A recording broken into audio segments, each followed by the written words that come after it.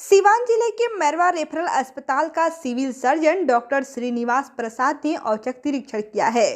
वहीं अचानक civil surgeon के पहुंचने से चिकित्सकों सहित स्वास्थ्य कर्मियों में हड़कंप मच गया।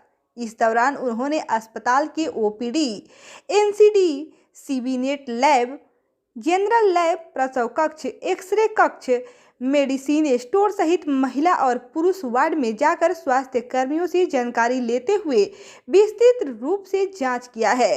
उन्होंने ओपीडी में आए मरीजों से बात करते हुए मरीजों की संख्या सहित स्वास्थ्य कर्मियों की उपस्थिति का जानकारी लिया। उन्होंने यह भी कहा कि ड्यूटी के दौरान किसी भी स्वास्थ्य कर्मियों की लापरवाही बर्दाश्त नहीं किया जाएगा।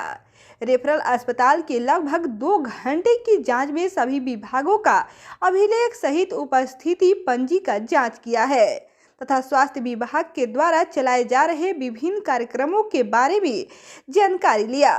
इसके बाद उन्होंने रेफरल अस्पताल परिसर में बने रहे 7 करोड़ की लागत से बन रहे भवन का निरीक्षण करते हुए संवेदक सहित प्रभारी चिकित्सा पदाधिकारी से जानकारी लिया है। सिविल सर्जन ने जल्द से जल्द नए भवन का कार्य को पूरा करने का निर्देश दिया है।